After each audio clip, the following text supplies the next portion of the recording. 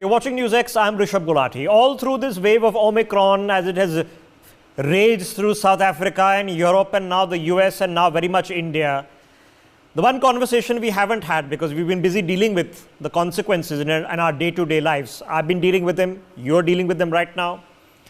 We haven't had that conversation on what happened to where this all began. That WHO probe never took place. We don't know where this virus started, how it started, who the patient zero was, from which animal potentially genesis happened, which lab the genesis happened. We have no idea. We know for H1N1, for bird flu, for SARS, we know all the details of when it started, how it started, why it started. For COVID, which has now killed as many people as Hitler did in the Holocaust, we don't know. And the bottom line is, we are never going to know. So the question we have to ask and answer is credibility. All of us rely on credibility. News channels rely on credibility. The doctors who are sitting with us, the experts, the reason you trust their voices is credibility. So I'm going to show you something which is by no means is this to scale. This is what is happening in the world right now. The United States has nearly 1 million cases per day this is not total, 1 million cases per day which are being reported as COVID positive, with suspicions that a lot of people testing at home are not being reflected in this figure. 250,000 cases per day being reported in India, again with suspicions that the figure could be far higher. 150,000 cases per day. The population of Australia is the population of Delhi. Okay? 150,000 cases per day. The UK, 130,000 cases per day. Per day are being reported. And the UK is now 4-5 weeks into this latest wave. China, 190 cases per day are being reported. Okay? Now, if you belong to, let's say, the left parties in India, you will put this down to genius. If you are more rational, you will probably find some credibility issue here. So let me open up this conversation. Joining us on the broadcast, I have Dr. Sanjeev Bagai is with us. Vijay Kranti is joining us on the broadcast.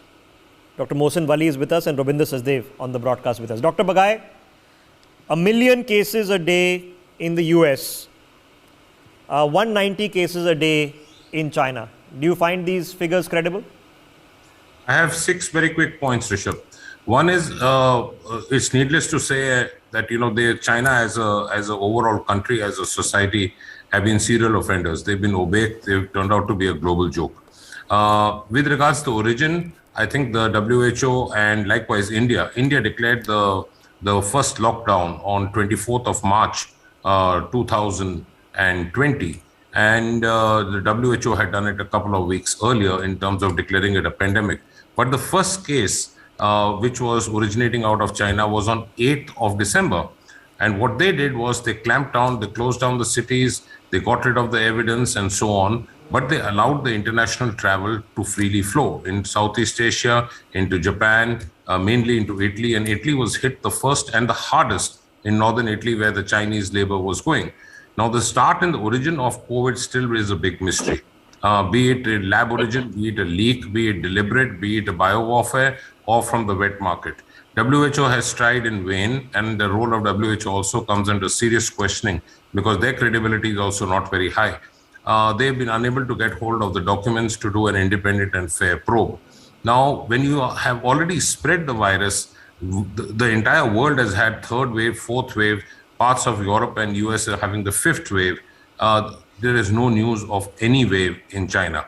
The figures are fudged, they are manipulated, they are discarded, they are eradicated. The evidence is long gone because you're dealing with probably a live virus at that time, or human tissue or lab tissue. Everything has been eradicated. So for us, even now, to go and get some probe done, you're going to come out with practically nothing. So the short answer is 190 cases a day. Is that a credible figure? Is China immune to all these waves now? No one believes China. Okay, that's a very short answer. Rabinder Sachdev, 190 cases a day in China, a million cases a day in the US. Do you believe the Chinese figure? It kind of beats common sense, as one could say, and then therefore it beats credibility. The numbers could definitely be much more. But what I'm finding very much more interesting is that you see, I think Xi Jinping and the party, they're getting and taking more and more control of their civilian lives. Starting with Wuhan, with capturing all that data, telling people to stay inside, the drones and all those mapping and contact and tracing and all. So it seems also that some news which are coming out, like this one coming out today, that they have been quarantined in containers, etc. You have to see it in a way that, I mean, how the Chinese government or the Chinese system is completely, arming itself on how to control the lives of its citizens. No, the citizens of China have the right to remove their government if they choose to. They have chosen not to for the past, 100 years. 49, so 80 years. So I feel little sympathy for the people of China. It's their problem. If we have a problem in India, it's our problem. So if Xi Jinping is a menace and he's sending drones after you, locking you up in metal containers, well, you then take it up with Xi Jinping. Rabinder Sachdev, should we believe China when it says that they only have less than 200 cases a day in a population of 1.4 billion, despite all that's happening in the world? No, we absolutely cannot. And I'll just add a small thing. I think there's an article today in New York Times or CNN which says that there's an army of millions enforcing the COVID lockdown. Essentially, there is groupthink in the entire Chinese society, especially amongst the bureaucrats and officials. They think that this is what Xi Jinping wants. So therefore, now they're cracking down hard and innovating their own ways.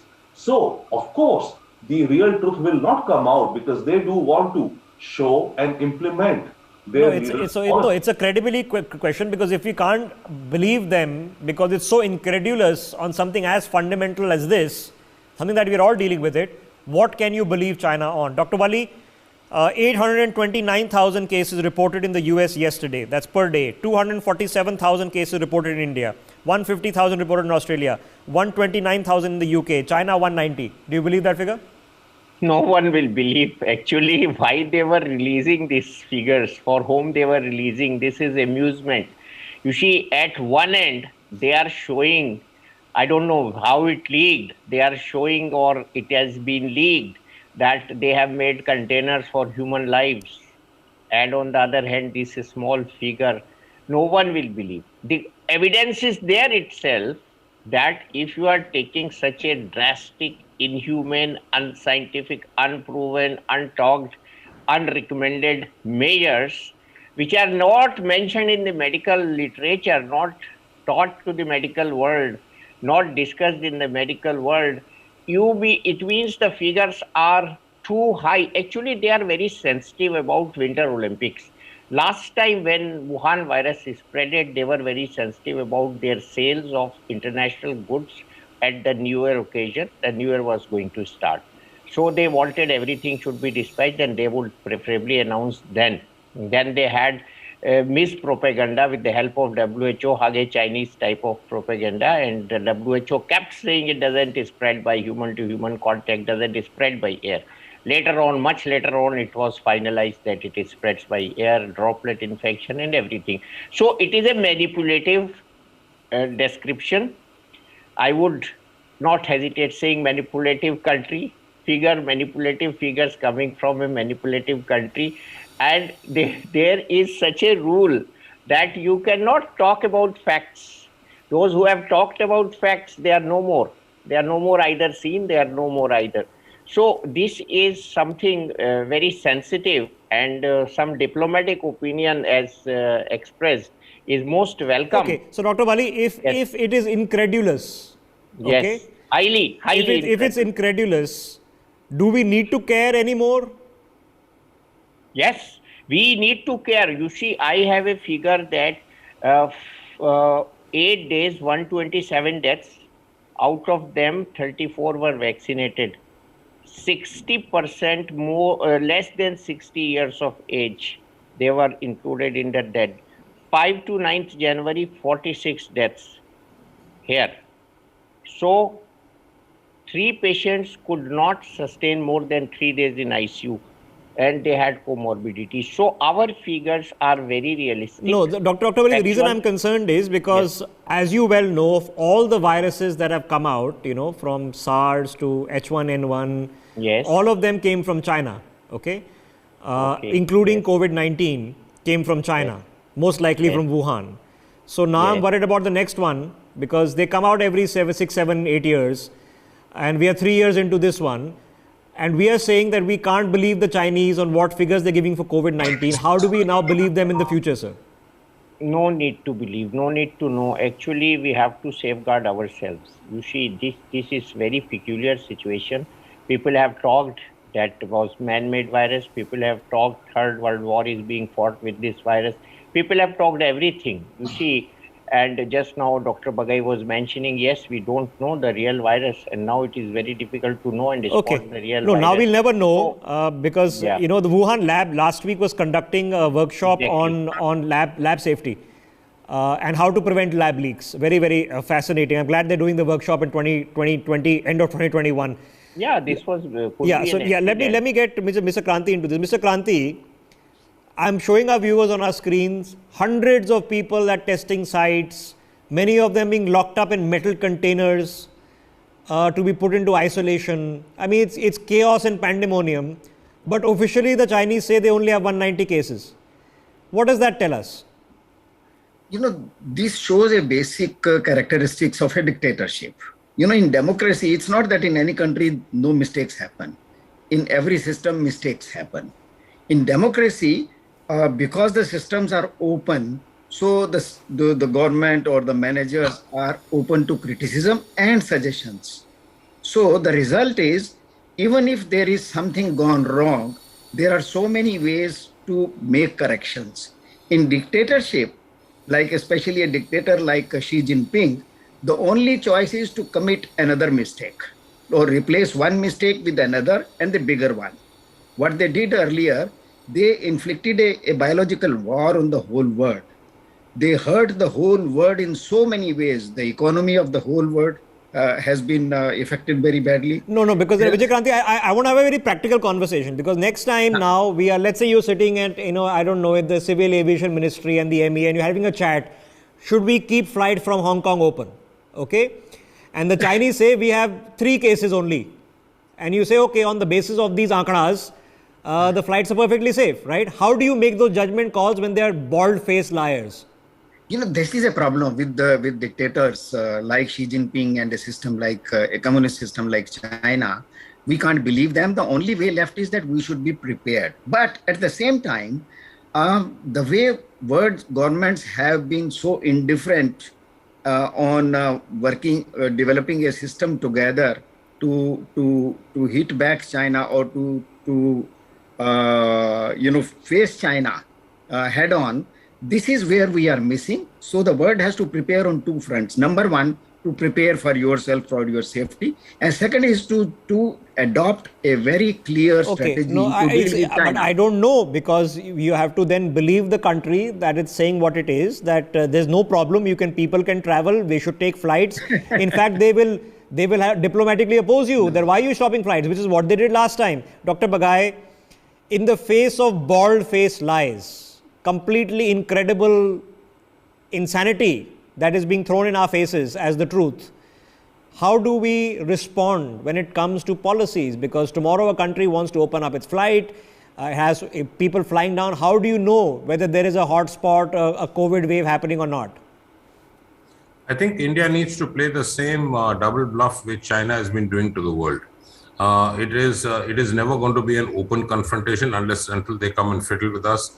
But it is economically and geopolitically. And I think some country, in my own humble view, will take a lead and I think should take a lead. And the very obvious choice is India. They will have dumb suckers to partner with like Pakistan and Nepal, but so be it. But the fact is, some country needs to have the mettle to take the step forward, and it has to be India. Okay, so in a practical question, Dr. Bagai, I'm sorry to interject, but in a practical question, the next variant, okay, even if it's not a new virus, if it happens in China, you and I can be rest assured we won't hear about it until it happens some other country, and that country will then have to take the fall for it. Now we can't expect that, let's say the Chinese scientists discover a new variant in China, okay, we will never know. Yeah, Rishabh, the point is, even if they make it public that there is a new variant which has come out, or indeed a new virus, it will be about 4 to 6 months after they knew it. So it has already spread. Like I said, you can trust anyone in the world except the Chinese government and the society at large. Okay. Yeah, okay. Sorry, go ahead. So then it begs the question, and I'm sure the conundrum is being faced not only in this country but all over the world. How does the global medical community now engage with the Chinese medical community? Now we know what the approach of the CDC and Anthony Fauci was, that listen, let's work with them, let's build rapport, let's build, collaborations so that we can understand what's happening better, because there was a closed system earlier. That failed. How do we now as a world global medical community approach the Chinese? Just quickly, Rishabh, the issue really is, just allow me 60 seconds. China is not going to collaborate with anything henceforth. As it is, the Chinese medical circle have been extremely reluctant to cooperate in multinational trials for the last 50, 60 years. Can you believe it? WHO has approved 2 vaccines from China, the data of which is still to be published in an international peer-reviewed journal. Most of the vaccines which are in common use are either being withdrawn or they're being dumped. The efficacy is down the sink and the people are getting breakthrough infection. Now they're ordering other brands of and other platforms of vaccines. So I don't trust the Chinese community as far as the medical fraternity is concerned either. Or even if they want to, they will not be allowed to. But then that's a conundrum, Dr. Wali. Now you are relying on the Chinese scientists and doctors to inform us in case another variant, another virus is found in Wuhan. At the same time, you can't trust what they say. Has that trust been broken? Because a lot of trust was being put by the US establishment and the CDC on the Wuhan lab in itself, that listen, we are funding them, we are collaborating with them, because it's better to have people you know and trust who are a high caliber than people you don't know at all. Has that logic been broken now? Highly broken, highly disturbed, and lost faith, and most of their literature publications are in Chinese language. It's very difficult to decipher what they are publishing. They don't come out on international conferences, platforms, and it is very difficult. You see how smartly South Africa informed WHO. Within a week, everything came down and the virus was identified, the variant was identified, the WHO was sensitized. Within one day, WHO declared it as a variant of concern. So this smartness will never prevail with the country we are talking about. They have to be very honest, they have to be very transparent, and they have to be worried about the world. It's a big thing I'm saying, that they have to be very worried about the world. They have to be worried about the lives of the people around them in their country. Okay, but they're not. They are more than happy to lock up people, and we don't know how many people they've killed who have been whistleblowers. People have disappeared. So Dr. Wali, how does the medical community then work with the medical communities, quote unquote, from China, with their scientists? How do we work with them in the future? If the past models haven't worked, what do we try now? I'll be very short and blunt. It is impossible with the situation prevailing and types of behaviors observed. So it will be impossible to deal with unless they come out with truth. How can we, or any country? You see, they have captured WHO to the extent that WHO's name came down terribly and the reputation came down terribly. You see, an authority like WHO was taken to task. Yeah, but the credibility of the WHO suffers, and we all suffer along with it, no? Because then you don't have a proper, the whole world credible. Has suffered. Yeah, we all suffer with it, and it all originates in a certain place. Rabinder Sachdev, my question here is, I find it difficult to believe that in the past 2.5, almost now 3 years, COVID-19 has become COVID 2022 with no sign of abating, that nothing has happened in China. They've had hardly any cases, no new variants have originated in China, nothing has taken place. So how do we now engage with medical news, variant news, mutation news from China? How do we engage with it now? Great question, Rishabh. And I think there is one answer that we could look at, we should absolutely be looking at. And I would say that it should be, we need to increase tremendously our intelligence gathering capabilities via whatever the social webs which are out there, which also leads to another point. We should have more people strategically learning Mandarin. As let's say Dr. Wali is saying, right? We need to be trawling their social media, spaces and gleaning out information. We need to radically up our game to figure out if we can, whatever intelligence. I think that's a very logical thing. We need to be absolutely doing it. Otherwise, depending upon them to give us information is like talking Okay, to a so wall. I'll take a practical example. Ravinder Sachdev, let's say now there's a Winter Olympics coming up. Okay, and the Chinese, unlike the Japanese who had a wave going on, so they had to defer the Olympics. The Chinese say there is absolutely nothing. Okay, all of you guys come. There's nothing happening. There are -1 cases happening here. There are no new variants. You come and people from all over the world show up and they fly back home. Is there a risk? There is absolutely a risk. You do not know what's happening, but what we could be doing, should be doing, set up a dedicated force of 1,000, young hackers, cyber crackers, cyber folks and all. Go and drill into to the extent possible, because the Chinese are obviously, securing their own networks also. But that is one, I think, smart way which we should heavily be investing in order to know the mind of the quote unquote the other. We must be doing this. Okay, so Dr. Bagai, about 3 weeks ago, there were 30 cases a day in Delhi. Now, I know that figure is not absolutely accurate, but for the rest of us, it was good enough to make a judgment call. I knew that, okay, right now it's okay for me to step out.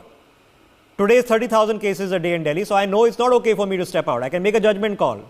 Now, let's say a Winter Olympics is happening in China, and they say there is no cases, there's nothing happening, no new variants, all of you guys come, hundreds of thousands of people come from all over the world, come here and then fly back.